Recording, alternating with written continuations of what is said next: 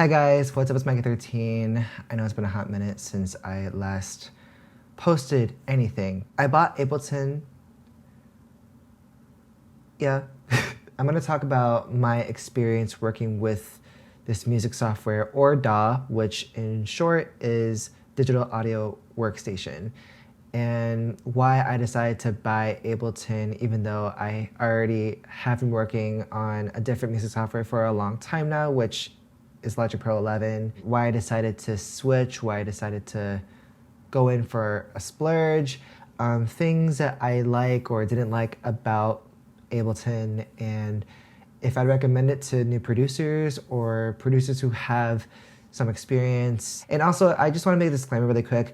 None of the products I'm talking about are sponsored. I'm not sponsored by Ableton. I'm not sponsored by Splice or any of the other software that I have listed, or am about to list some more later on in this video. I'm not affiliated with any of the brands or whatever. Your love on my head, it feels so amazing, yeah.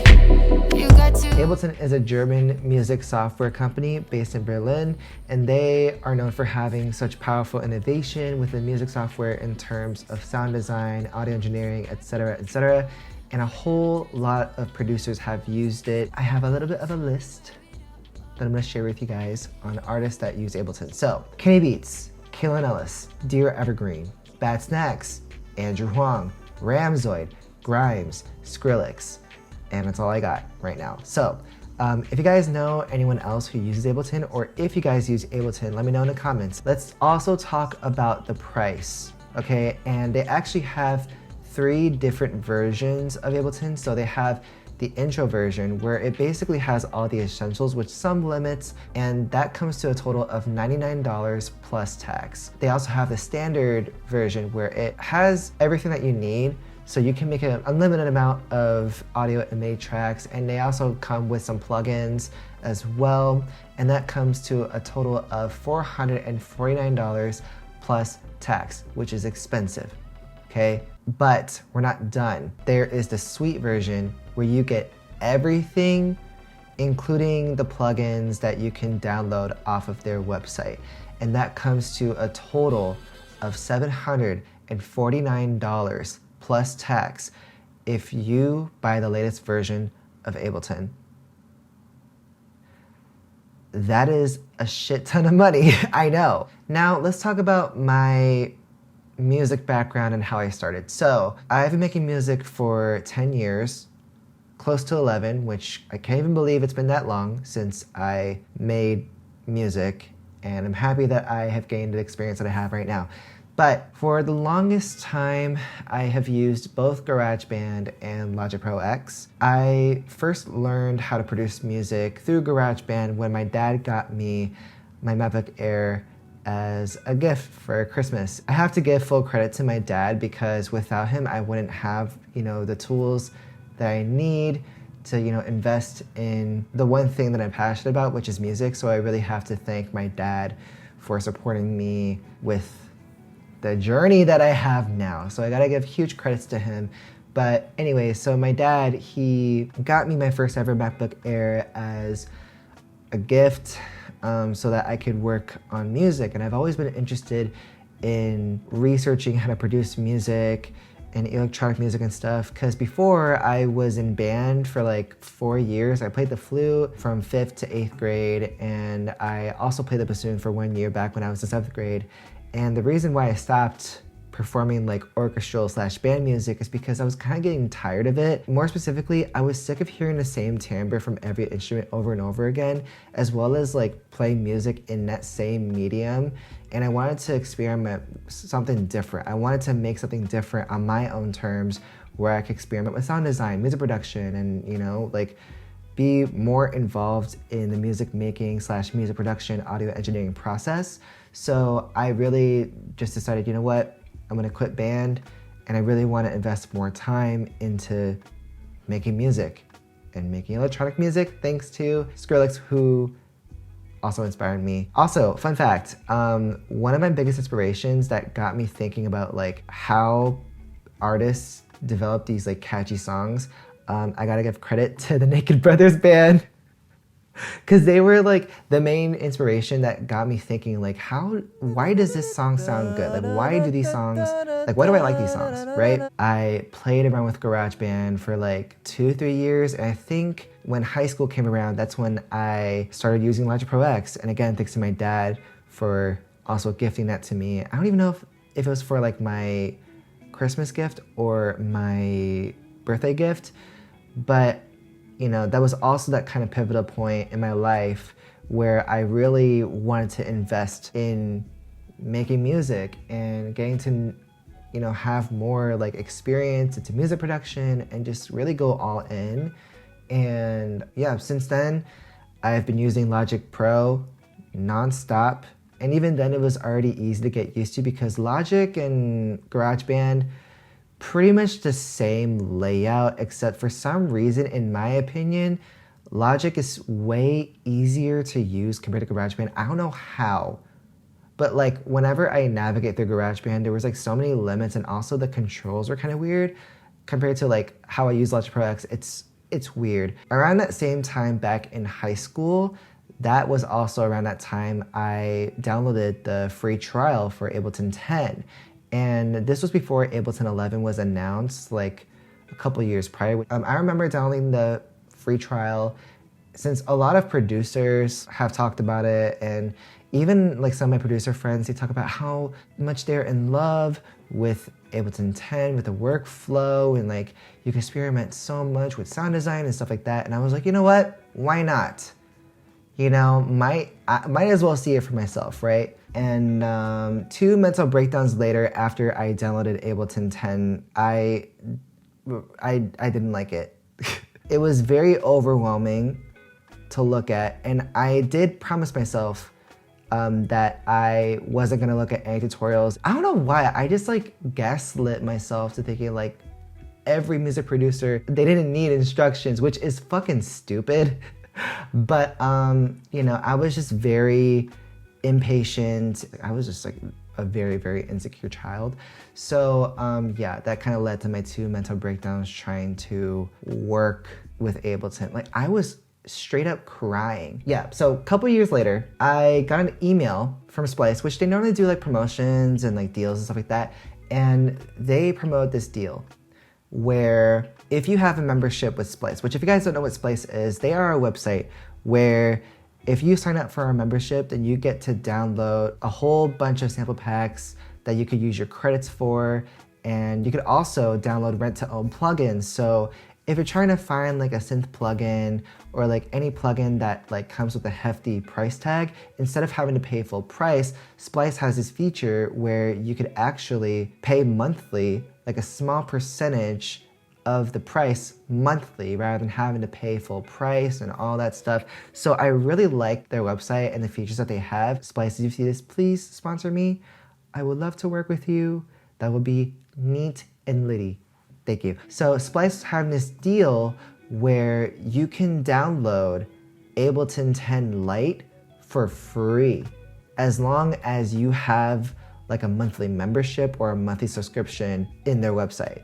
And since I've used Splice for a long time now, I've been using Splice for like 3 or 4 years now. I don't even know how, I didn't even count the amount of years I started using not Ableton, but Splice. When I heard about this deal, I was like, this could be my redemption arc. You know, this could be a sign, you know, like it's giving me a sign that like, you know what, if at first you don't succeed, try again. And I feel like now that I've kind of had more experience and now that I became more patient and perseverant in terms of, you know, my music journey and how I started, I was like, you know what, I think it's time. So that's when I decided to download Ableton 10 Lite for free, which thank God, because if I downloaded it with the full price, then I would have to pay $100. And I didn't want to do that. Thankfully, thank God, I had a much better experience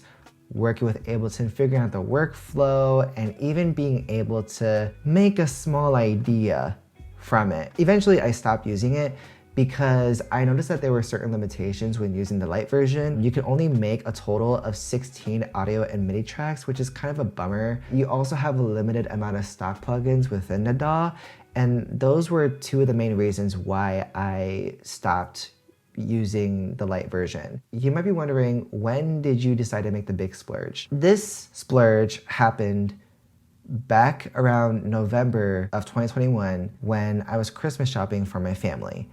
And while I was buying my family gifts for Christmas, I decided that as a gift for myself, I decided that I would just go right in and download Ableton 11 Suites, because since I feel committed to invest in anything that I want in terms of music production, I feel like I'm able to commit creating a huge investment for my music. And so I went with it. And also, I was saving money beforehand, and although I did not meet the goal, I ended up saving a total of $500, which is not bad.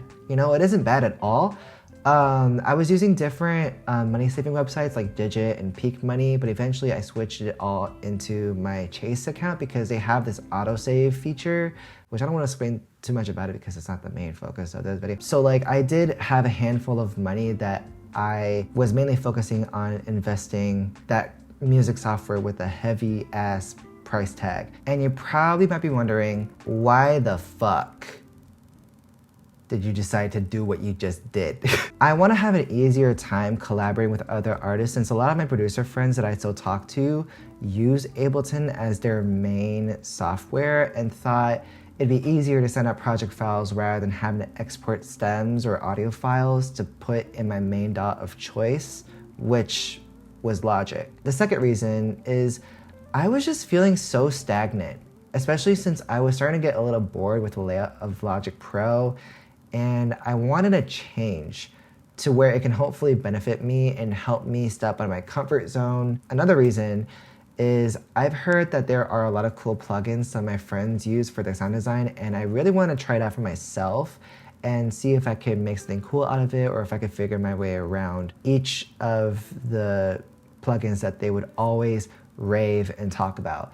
And the last reason is, since I'm trying to save up for a gaming PC as well, so that I can create more content on Twitch, especially gaming content, and I also kind of miss gaming, to be honest, I can't use Logic Pro 11 on a gaming PC since it's only compatible with Apple products and not on Windows.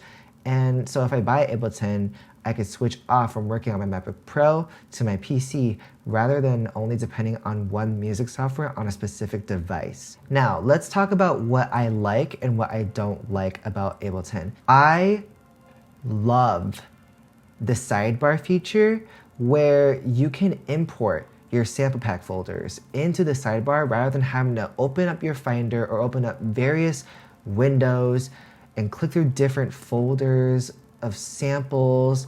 And if you have Splice, if you have the Splice app, you know where there's like a window and it has like a whole selection of folders and sample packs you download and having to click through and all that stuff, rather than opening various windows just to find whatever sample you're trying to look for, you could solely use the sidebar on Ableton where you could import your sample packs rather than having to go through all that other shit, because then the workflow would be much more complicated and less enjoyable. So I really love that about Ableton.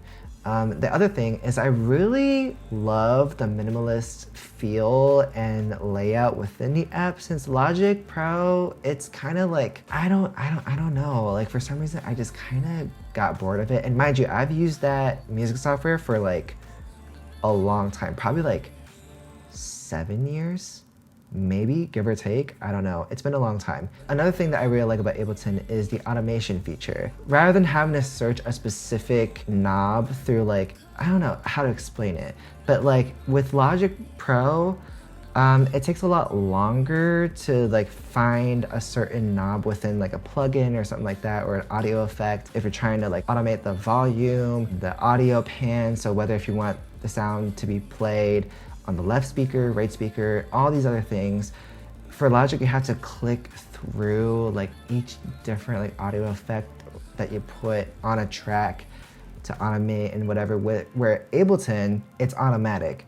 So like if you open up a plugin that you have on a track, whether if it's like an audio effect or something like that, or if you're using like any like third-party plugins, like a third-party synth, etc., rather than having to go through all the options to the automation folders within a track, when you click on a knob of a plugin or something like that, it automatically sets to the knob and plugin you're using, so that way you don't have to click through and hope for the best that you find whatever knob or effect you're trying to find. Hope that makes sense. Again, I suck at explaining, so I apologize in advance, but I still find that to be a really cool feature that Ableton has. I love the color selection when you label. I know it's not like that big of a deal, but like I personally love it a lot more because compared to Logic Pro's custom colorization feature, they normally have a lot of bold colors. Meanwhile, you have like multiple selections of whether you want like the label to be bright and bold and overly saturated, and then vice versa when it comes to like a borderline kind of grayscale kind of moment. So that's one of the things that I really like about Ableton. The last reason is some of the plugins I've tried are really cool and interesting. More specifically, like with pitch tools, some of their distortion plugins, like erosion and clip distortion, I think. I don't know, there's a lot that I need to get into. I love their like sampler slash simpler. I also love Corpus, and I don't know what it is. I'll leave the definition of what Corpus is somewhere below and what it does, etc. Because again, I suck at explaining. So yeah, I really love a lot of their plugins because it just makes sound design so much easier, like so much easier. And there's, again, still a lot of things that you get used to and a lot of plugins I need to try out. So if you guys have any recommendations of what plugins I should try out, then let me know in the comments down below. I would love to hear what you guys have to say. Now let me tell you about what I don't like or what I have issues with. So one thing that I have been noticing is my CPU gets overloaded so fast. Like for some reason when I use like certain plugins, it just like sends the CPU to overdrive for some reason. Even if I only have less than 5 tracks within my project file. Like, I don't know what's the issue with that. If you guys know what I'm talking about, let me know in the comments down below and tell me how to fix this issue because I don't know how to figure that shit out. I know there's Google, but like, I love to hear what you guys have to say. I noticed that there is a latency issue whenever I try recording vocals on Ableton compared to recording vocals on Logic. And I've had this issue before when I was trying out Ableton 10 Lite. I don't know, like I just don't know how to fix that issue. I mean, I tried using the low latency feature that Ableton has, but it still did not work out for me. So if you guys know how to fix this issue, let me know in the comments down below. I'd love to hear what you guys have to say about that, or if you guys know any answers or solutions to these issues. Would I recommend this software or DAW to new music artists or artists who have experience that are thinking about whether or not they want to make the switch? So if they're using a different software like Logic Pro, FL Studio, etc. Since it's still a pretty expensive DAW, you know, you have to think about the amount of work the developers have put into the software. Like, they really took a whole bunch of time and energy to put so much innovative technology within this music software. And it kind of shows and solidifies that it is a huge investment when it comes to getting into the world of music production, audio engineering, etc. It all really depends whether you want to either take the leap or whether you want to make that investment. But if you are just starting out or you want to learn more about music production, audio engineering, I recommend finding a music software / program that has the most affordable option. As I've mentioned before, Ableton 11 Lite is available for $99, but you could also try the free trial for Ableton and see whether or not you like the workflow, etc. I want to list a lot of other options for you guys to try, and if you feel as if Ableton doesn't feel right, if you can't get around with the workflow, I have a whole bunch of other solutions for you guys to try and other resources. I mentioned this plugin before, but ImageLine, which is another music software company, they developed FL Studio, and they have 4 options for you to try. So if you are just starting out, they have this entry level version where it's basically all the essentials that you need, where it's just all like the basics, you know what I mean? And that comes to a total of $99. So basically the same price as Ableton 10 Lite, so there isn't that much of a big difference. But the producer and signature level, as well as all plugins, all those features, they are what I consider to be a more affordable option. And I'm gonna tell you what I mean. So the producer level, which is an all-in-one virtual studio, full song creation and mic recording, that comes to a total of $199, which obviously there is a lot more of an affordable option compared to Ableton, because if you're trying to get the basic version of Ableton, then that would come to a total around like $500, which is still really expensive. There's also the signature level, where it's basically everything from producer edition and more advanced plugins, which is $100 more. So it's around $300 for the signature level. And if you want to get all the plugins and basically every feature from the producer and signature level, then that comes to a total of $499, so pretty much $500. Notice that there is a little bit of a price difference compared to Ableton. And Ableton is one of those things where if you're trying to get the whole package, right? If you're trying to get all the benefits, the $750 price tag, that is like a whole lot of like, it's a lot, you know what I mean? Compared to FL Studio, where if you want to get all the plugins, then there's like probably like an $150 price difference, maybe a little bit more than that. I might have the math completely wrong, but like maybe like $200, maybe over like around $200 price difference. I think FL Studio also has a free trial too.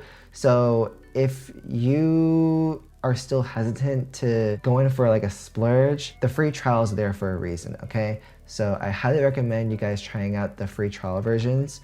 If they're available for whatever DAW or music software that you're thinking about getting more into and stuff like that. Another plugin that I've mentioned before is Logic Pro. So they do have a free trial available, and for the price, it comes to a total of $200, which if you think about it, it's a lot more of an affordable version, but the only catch is you have to have an Apple product in order to use Logic Pro 11.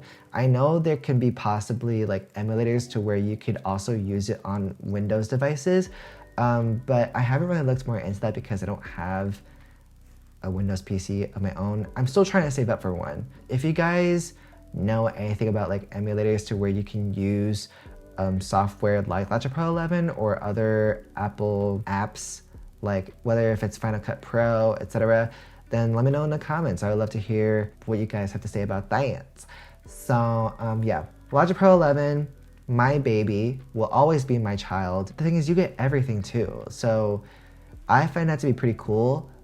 So that could be another option for you. But again, you have to have a Mac or an Apple product in order to use Logic Pro 11, unfortunately. Here are some plugins that not a lot of people talk about. This one is by this company called Steinberg, and it's called Cubase. And alike Ableton, they have 3 versions. So they have the Cubase Elements 11, which is $100. I'm not too familiar with Cubase and like what these different versions mean, but I'm assuming that like Pro 11 is like where you get everything in Elements, you get like a fraction of what Pro has. So I guess it's kind of obvious. So Cubase Artist 11, that comes to a total of $337.98. And surprisingly, I didn't know that these prices from this website were very specific. Now the Pro, which is obviously the most expensive option, is $587.98. Now, notice how that option is a little bit more cheaper, I guess is the right word to put it, because like the Ableton 11 Suite version is like $750, whereas compared to the Cubase Pro, that comes to a total at around like almost $600. So there's a little bit of like a $150 price difference. I never played around with Cubase before, but if you use Cubase, let me know in the comments, let me know what you guys think about it. The next plugin that a little bit of people talk about, I know Young Skirt uses this, it is called Reaper. It comes with a free 60-day trial, and they also have 2 types of licenses. So there's one that is a discounted license, and there's another with a commercial license. And the discounted license comes to a total of $60, whereas a commercial license is $225. When you buy a discounted license from Reaper, you can use it for personal use. You could also use it for commercial use if your yearly gross revenue doesn't exceed to over 20K in USD. You could use it if you are an educational or a nonprofit organization, or if you run like a nonprofit organization, etc. I find it to be very interesting that they have these licenses that are available on their website. If you guys know why they have that kind of layout, let me know in the comments. I would definitely love to hear from you guys. This one I find to be interesting as well. This software is called Reason. You could use it as both a plugin and a DAW, because Reason also has a collection of plugins that you could try out through like their music software, or you could use it as a plugin. So like you can use it on whatever music software that you use. So like you could use it on Ableton, FL Studio, Logic, etc., which is something that I really like and that I feel like I should look more into. The plugin and the DAW comes to a total of $500, which is the same price as the all plugins version from FL Studio, where you get like the producer and signature levels through FL. That I think is a good like midpoint region. Again, it's expensive, I know, but like at the same time, you are getting what you're paying for. But if you want to get an upgrade, it comes to like a total of $200, which is expensive, okay? But they also have Reason Plus, where it is a music making service, including Reason 12. It also comes with sound packs and all instruments and effects. The first month you only pay $1, and after that is $20 a month, and you can cancel at any time. You could also use Reason Plus on whatever DAW you use. So if you use Ableton as your main software, or Logic, FL, Cubase, etc., you have that option to use Reason as a plugin, which is honestly very fucking cool if you ask me. So this last music software that I want to share with you guys is actually an app that you can use on your iPhone, and it is called Flip Sampler by Andrew Huang, which I've mentioned before earlier in this video. And if you guys don't know who Andrew Huang is, he is a content creator on YouTube who talks about music and all this other interesting things, and I actually learned a lot from him. He created this app to make it more accessible for people who might not have a computer to make music.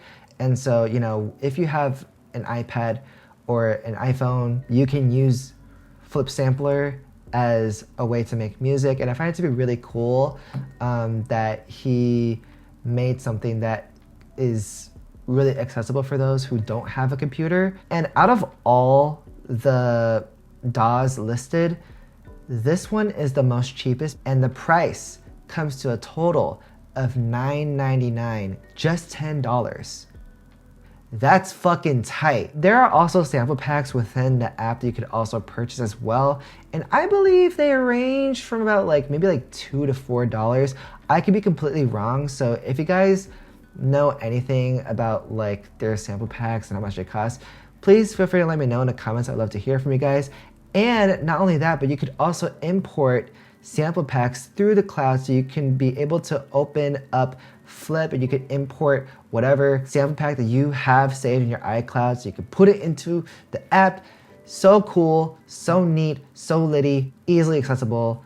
Would highly recommend. That's pretty much all the other alternatives and plugins that I have written down in my notes. I want to talk about this like argument that some people just love to argue about which DAW is considered to be the best. So many artists have argued in the past where at first like this whole argument on which DAW is the best DAW, or like which music software is the best, as like a joke, but then more people started to take it seriously for some odd reason, and it's just their sneaky little way to gatekeep what's the right way to make music and what should be considered the industry standard, just to feel special and just to feel that they're right. There's no such thing as the best DAW. And I understand that there are music software out there that is like the industry standard, more specifically Pro Tools, and the main reason why I didn't mention them is because I hate them with a burning passion. I know that sounds disrespectful, but like honestly, I use Pro Tools, okay? And there's so many limits you can do, and the only thing you could do is to record shit, okay? That's all you can do, just working solely on audio, that's it. And it's just not for me. And I get it, there are a lot of DAWs or music software that are considered to be the industry standard, and even that I mentioned the big three DAWs that are used constantly, which is Ableton, FL, and Logic. But the thing is, like, nobody gives a shit, and nobody should give a shit about what DAW you use and which DAW is the best DAW, etc. And I thought we learned past this. I thought we genuinely learned past this. Everyone has their own workflow and everyone has their own preference when it comes to figuring out what music software works for them. Therefore, there shouldn't be a need to gatekeep and shame people for working with a music software they either don't know how to use themselves or have never tried that particular music software before. All of like the software that I've mentioned before, they're there for a reason, and they all do pretty much the same thing. It's just that the main difference and the main kicker is their design and workflow, and obviously with the functions and everything, and like just the layout as a whole. This is kind of like a little bit of a spicy take, but I kind of find it to be a bit classist. Hi, this is editing Micah from the future. By that, I mean like it's been almost 4 to 5 months since I filmed that video. Actually, maybe like 3 or 2, I don't know. What I kind of meant to say was I find it to be elitist that people would try to argue over which DAW or which music software is the best just because people talk about them a lot. But also there are some people that would say things that are pretty classist, where it's like, oh, I spent this much money to buy a software. And I remember there's this one argument that this person made, which they're not a music artist, they're a graphic designer. And basically they were talking about like, oh, like Adobe Creative Cloud is like the industry standard. Something about like how like they were talking down on people that can't afford it. And I'm just like, really, dude? Really? It's just the fact that people make those comments where it's like, oh, like, you probably aren't even able to afford it anyway. Like, what else do you want us to fucking do, bitch? If you're pressed about it, and if you feel like I'm talking about you, that's on you, okay? But like, that's just my straight up opinion about it. Not saying that I'm completely right. I'm just saying y'all need to cut some people some slack, because we're all just trying the best we can. Okay, we're using and utilizing our resources that we are able to have access to. Okay, we're making the most out of it. That's all that matters. Get a grip.